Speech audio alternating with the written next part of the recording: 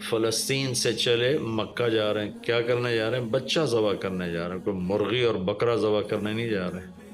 پھر ان کو تیار کرا کے مینا کی وادی میں لا کر کہنے کہ بیٹا اللہ کا حکم ہے تمہیں ذبح کر دو، میں میرے دل میں تیرے سوا کچھ نہیں ہے، اور اگر تم مجھ سے ناراض ہے تو اپنی ناراضگی دور کر دو، چھری چلا دو۔ تو میرے مالک نے اسماعیل کو نکال کر چھترے کو ڈال دیا، چھترا، اور مالداروں کو پیغام دیا کہ قربانی خوب کرو۔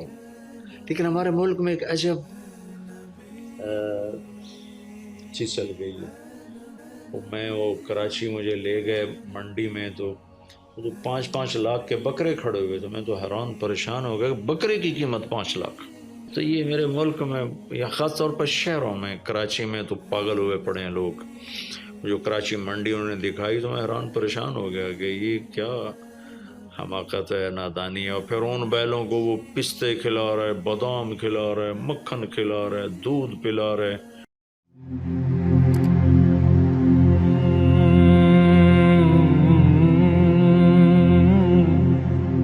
تو ان 10 دنوں میں عبادت کا ذوق بڑھنا چاہیے، نوافل بڑھائے جائیں، ذکر بڑھائے جائے، تلاوت بڑھائی جائے، ہمت ہو تو روزے رکھے جائیں، خاص طور پہ 9 تاریخ کا روزہ پچھلے سال کے سارے گناہ معاف ہو جاتے ہیں، یہ ایک دن کا جو روزہ ہے۔ پھر اس کا دوسرا جو بڑا عمل ہے وہ قربانی ہے، اور یہ قربانی آدم علیہ السلام سے چلی آ رہی۔ وَاتْلُ عَلَيْهِمْ نَبَأَ ابْنَيْ آدَمَ بِالْحَقِّ إِذْ قَرَّبَا قُرْبَانًا فَتُقُبِّلَ مِنْ أَحَدِهِمَا وَلَمْ يُتَقَبَّلْ مِنَ الْآخَرِ۔ اس قربانی کی بنیاد تو آدم علیہ السلام سے پڑی ہے، لیکن ہمیں جو حکم ملا وہ سنت ابیکم ابراہیم، وہ ابراہیم علیہ السلام کی سنت ہے قربانی۔ ایک بہت خوبصورت قصہ ہے اور بہت عجیب و غریب قصہ ہے کہ اللہ پر سب کچھ لگا دینا۔ ایک شخص کو اولاد کے لیے دعا مانگتے مانگتے مانگتے کچھ 60 برس گزر گئے، 65 برس گزر گئے۔ رب ہب لی من الصالحین، یا اللہ مجھے نیک اولاد دے دے، نیک اولاد دے دے۔ نیک اولاد میری 84 سال کی عمر میں، اللہ نے 84 سال کی عمر میں بیٹا دیا۔ بڑھاپے کی اولاد تو دل پکڑ لیتی، اور ابھی چند دن نہیں گزرے تھے کہ اللہ نے کہا جاؤ اسے چھوڑ کے آؤ۔ یہ کہاں چھوڑ کے آؤں؟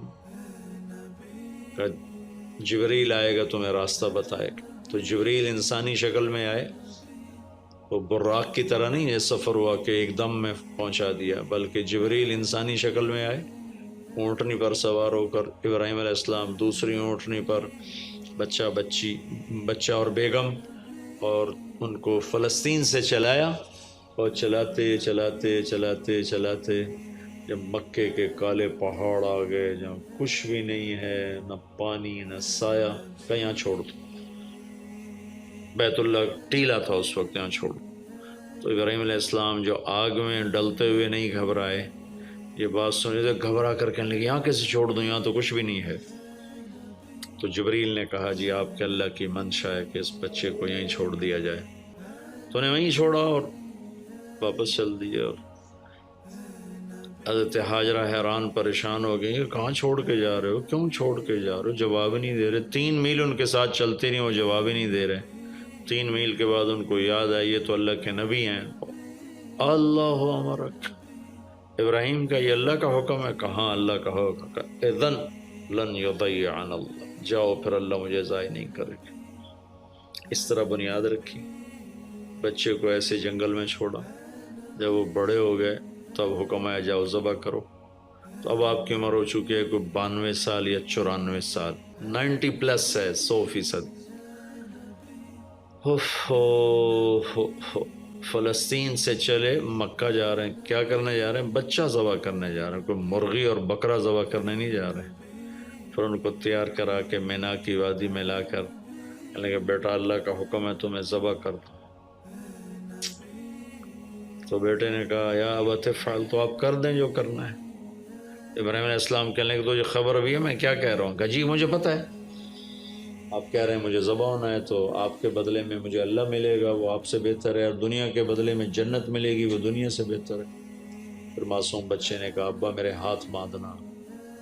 تو مجھے الٹا لٹانا، اور پھر فرمایا کہ مجھے اپنا کرتا اتارا اور کہا کہ یہ میری اماں کو دے دینا، میری نشانی رہے گا، اور آپ اپنے کرتے میں مجھے کفن دے کے ادھر دفن کر دینا۔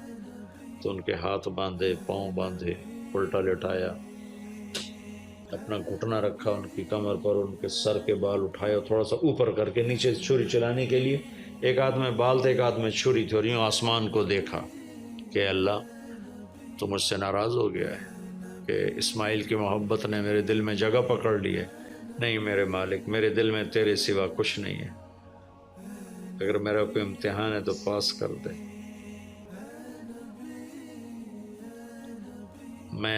میرے دل میں تیرے سوا کچھ نہیں ہے، اور اگر تم مجھ سے ناراض ہے تو اپنی ناراضگی دور کر دو، چھری چلا دو۔ تو میرے مالک نے اسماعیل کو نکال کر چھترے کو ڈال دیا، چھترا، اور آنکھ کھلی تو آنکھوں پر پٹی تھی، کھولی تو آگے چھترا ذبح تھا۔ نبی پاک صلی اللہ تعالی علیہ وسلم قربانی کے موقع پر 2 چھترے، بکرا نہیں، بھیڑ نہیں، گائے نہیں، بھینس نہیں، 2 چھترے ذبح فرماتے تھے قربانی کے، ایک اپنی طرف سے، ایک امت کی طرف سے۔ حج کے موقع پر آپ نے 63 اونٹ ذبح کی، 63 اونٹ، جو ایک اونٹ میں 7 آدمی ہوتے ہیں، ایک اونٹ میں 7 آدمی ہوتے ہیں۔ تو کچھ 441 قربانیاں آپ نے کی اپنی طرف سے، اور مالداروں کو پیغام دیا کہ قربانی خوب کرو۔ لیکن ہمارے ملک میں ایک عجب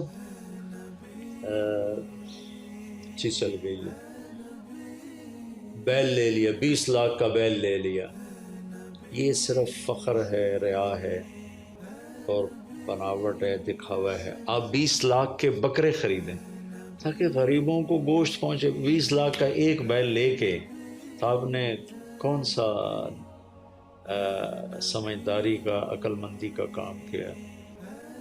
وہ کراچی مجھے لے گئے منڈی میں، تو 5 لاکھ کے بکرے کھڑے ہوئے، تو میں تو حیران پریشان ہو گیا، بکرے کی قیمت 5 لاکھ۔